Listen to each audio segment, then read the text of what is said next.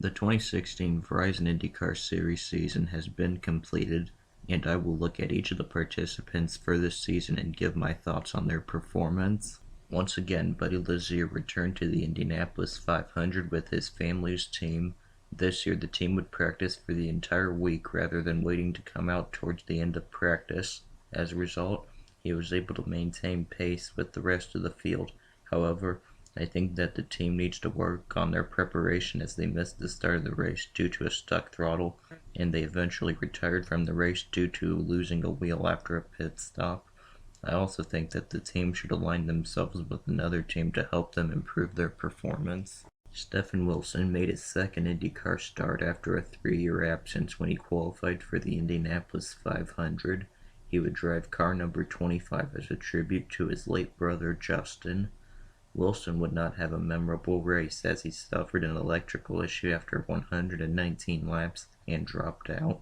Even before the issue, he stayed near the back of the field, although in his defense, other extra cars for KV Racing Technology have struggled at the 500 in the past. USAC star Brian Clausen returned for his third 500. He had managed to finish the race for the first time and led 3 laps during a pit stop cycle. Perhaps if he had driven more oval races in an IndyCar, he could have been even more competitive. However, while competing at the Belleville Nationals, Clausen was involved in a crash that would bring fatal injuries to him, and the racing world lost a promising talent. After being a development driver for Chip Ganassi Racing last year, Sage Karam drove for Jaron Reinbold Kingdom Racing at Indianapolis. While he only qualified in 23rd place, he moved through the field and was running in the top 10 when he attempted to pass Townsend Bell going into turn 1 and crashed, resulting in a 32nd place finish. Perhaps Karam can get another opportunity in IndyCar, as he has shown some promise, but also has a tendency to be reckless. Alex Tagliani returned to do both Indianapolis races. At the Grand Prix, he seemed to struggle, along with his 2 full-time teammates, for speed. For the 500, he was one of the slower cars and would crash during his qualifying attempt and start in last place.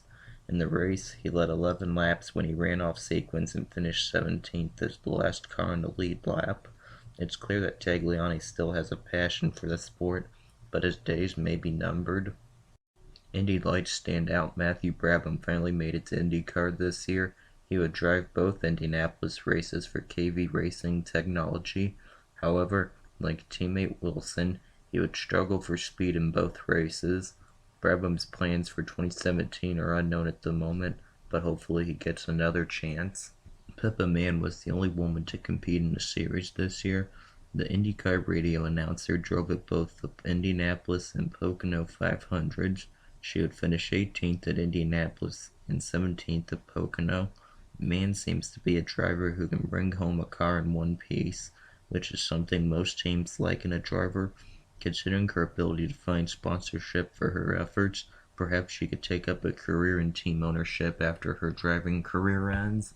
Indy Lights driver R.C. Anderson drove 3 races for Dale Coyne Racing this season.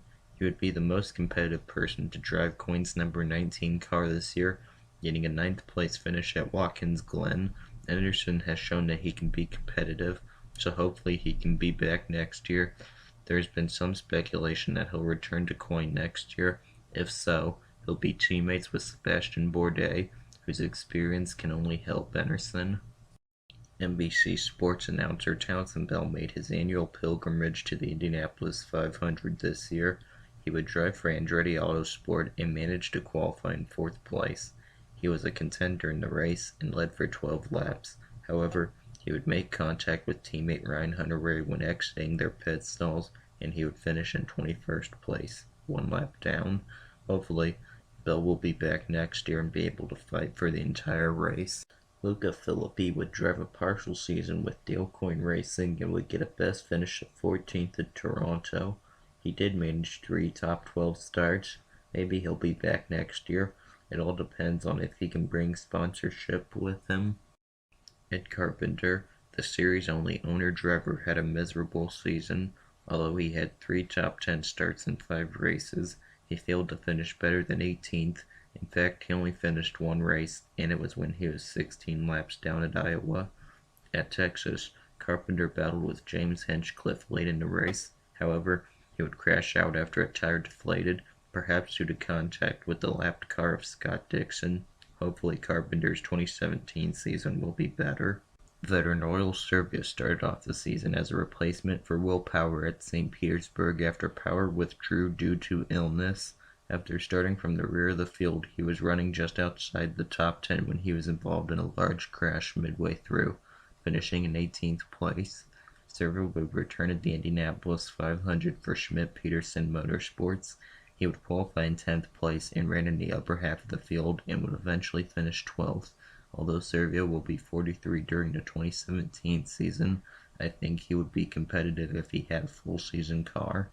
J.R. Hildebrand once again showed his talent at the Indianapolis 500 this season.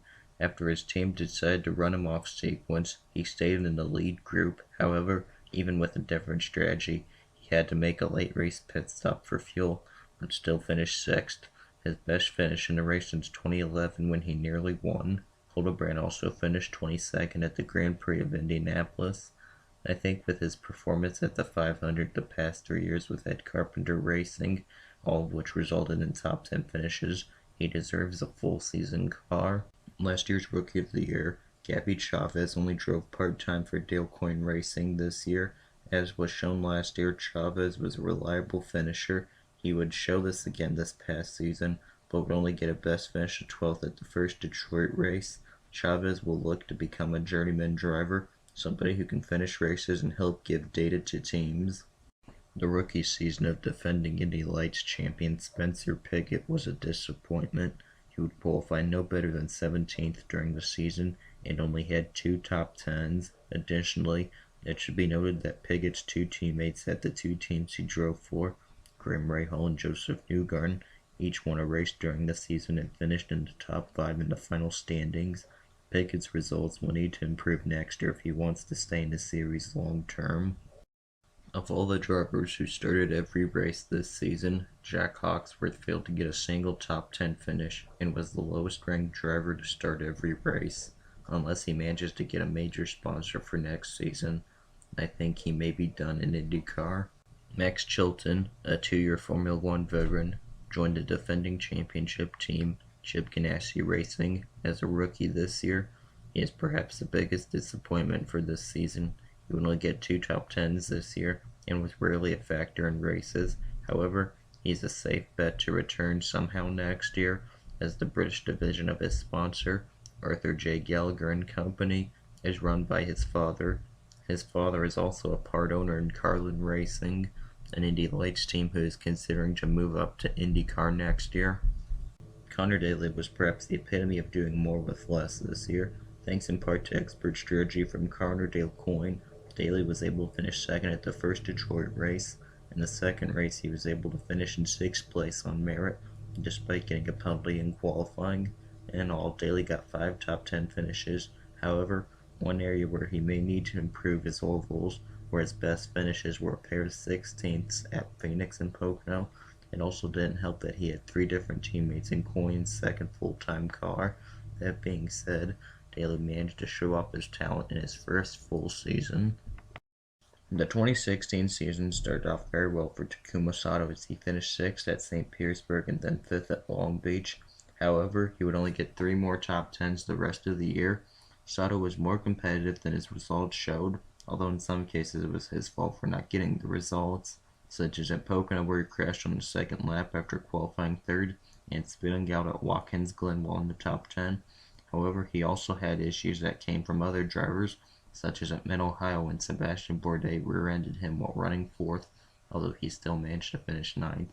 Sato has shown that he isn't a consistent enough driver to win a championship, but he's more than shown that he can be a competitive driver. Things could not have went much worse for Marco Andretti this year. He would finish no better than 8th place and qualify no better than 11th. While it was clear that the entire Andretti Autosport team struggled for most of the year, each of Andretti's teammates managed to have at least some good results and be in contention at certain races. It's clear that something needs to change for Andretti to be competitive. That change will be coming next year with Brian Herta who guided Alexander Rossi this year, taking over on Andretti's car. After sponsorship issues caused him to miss most of the 2015 season, Mikhail Aleshin returned this year and showed some speed, but was often inconsistent with finishes. However, he would have his breakout race at Pocono, where he qualified on the pole position and led a race-high 87 laps before finishing second. If he can keep it up, Aleshin could be a threat to win more regularly the next year. Sebastian Bourdais had a mixed season this year. He did manage to get 11 top 10 finishes, but also finished 14th in points. The highlight of his season was his win at the first Detroit race, thanks in part to a strategy call. Next year, Bourdais will move to Dale Coyne Racing and can be competitive with them, judging by Connor Daly's performance in the car this year. James Hinchcliffe had a respectable comeback year. While his results were somewhat inconsistent, he did manage to get 4 top 5 finishes this year, including a near win at Texas. If the Honda Aero Kit is even more competitive next year, Hinchcliffe could challenge for more wins. Ryan Hunter-Reay had his first winless season, in his first season outside the top 10, the final standing since 2009, and it wasn't from a lack of effort. At the Indianapolis 500, he led a race-high 52 laps, but collided with teammate Townsendville in the pit lane. At Pocono, he led 31 laps, but his engine started shutting off. Despite this, he would still finish in 3rd place. If Andretti Autosport can be more competitive next year, Hunter-Reay should be a contender. We have now gone to the Indianapolis 500 and Series Rookie of the Year winner for this year, Alexander Rossi. While he did admittedly only win the 500 due to fuel strategy, he had specific fuel numbers that he had to make, something few drivers could do. Rossi would also have little testing at most tracks in a year when the entire Andretti team struggled. While he did manage a respectable season this year, he will be expected to improve next year. Carlos Munoz was the highest-ranked Andretti Autosport driver, a reverse of last year, although he did have part-time teammates behind him. Munoz would nearly win the Indianapolis 500 when he was leading, but pitted as most other drivers did, with 5 laps to go. He would ultimately finish 4.5 seconds behind his coasting teammate Rossi. Additionally, Munoz would significantly improve on road courses, getting a 3rd at Mid-Ohio. While Charlie Kimball didn't really challenge for wins in 2016, he did manage to put together a consistent season, as he would get 11 top 10 finishes and is currently establishing himself as a steady driver. Juan Pablo Montoya started off the 2016 season with a win at St. Petersburg and was 3rd in points after 5 races. However, at the Indianapolis 500, he crashed after 63 laps and finished in 33rd or last place. Afterwards, Montoya would struggle in several races and was at one point ranked as low as 14th place. Montoya would then return to his early season form and finish 3rd at the season-ending race at Sonoma, which also counted as double points. If Montoya can have his early season performance next year, he can easily challenge for the championship. At the age of 41, Tony Kanaan continued to be a threat to win. Although he went winless this year, he showed prowess on both ovals and road courses, with his best finish actually at Road America, a road course, with a 2nd place finish. In terms of final standings rank, Scott Dixon had his worst season since 2005 when he finished 13th in points. In fact, Dixon finished no worse than 4th between 2006 and 2015. This year he won at Phoenix and Watkins Glen. I think that Dixon will bounce right back into the thick of the championship battle next year. Graham Rahal had an inconsistent season compared to his breakout season in 2015. However, when he was competitive, he made the most of it, getting 8 top 5 finishes, including a win at Texas after a thrilling battle with James Hinchcliffe, Tony Kanaan, and Simon Pagenaud. Rahal and his father and boss Bobby have stated that having a veteran teammate full-time would help Rahal. If he gets a teammate, I can only expect him to be even more of a contender. Joseph Newgarden continued to show his talent this season, even though he only won 1 race. However, he made the most of that win at Iowa by leading 282 of 300 laps. Newgarden also showed his grit after he broke his hand and clavicle in a crash at Texas. Only 2 weeks later, with doubt of him even starting, Newgarden finished 8th at Road America and then proceeded to get his Iowa win. Next year, expect him to be a contender week in, week out.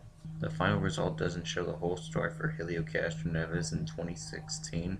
While he went winless for the second consecutive year, he could have won at Long Beach in the second Detroit race, only to have drivers pit earlier than him and get ahead of him on track as a result of the former, and his team deciding to keep him out when most other drivers pitted just as a caution came out at the latter. Castroneves was also leading at Phoenix from the pole position when his tire deflated. Most notably at the Indianapolis 500, Castroneves moved in front of J.R. Hildebrand, damaging his rear pod. Castroneves showed that he was capable of challenging for wins. The only thing he needs to do is complete the job. Will Power's season got off to a slow start when he missed the season-opening race at St. Petersburg due to an illness, and while he had respectable finishes over the course of the next several races, he really didn't challenge for wins. Power then went on a 6-race streak where he either won or finished second. Ultimately, he won 4 races. However, a crash at Watkins Glen and a gearbox issue at Sonoma prevented him from moving into the points lead. The champion for 2016 was Simon Pagenaud. After a disappointing 2015 season that only saw him finish 11th in points with no wins, Pagenaud won 5 races and beat teammate Power by 117 points. After finishing second at St. Petersburg, Pagenaud finished second at Phoenix and moved into the points lead, maintaining it for the rest of the season. He would also tie the record for the most consecutive wins with 3 when he won at Long Beach, Barber, and the Indianapolis Grand Prix. I just want to congratulate Simon Pagenaud and the entire Team Penske team on their championship. I also congratulate each driver who won a race this season: Juan Pablo Montoya, Scott Dixon, Simon Pagenaud, Alexander Rossi, Sebastian Bourdais, Will Power, Joseph Newgarden, and Grim Rahal. I also thank each driver and team member for being a part of the series.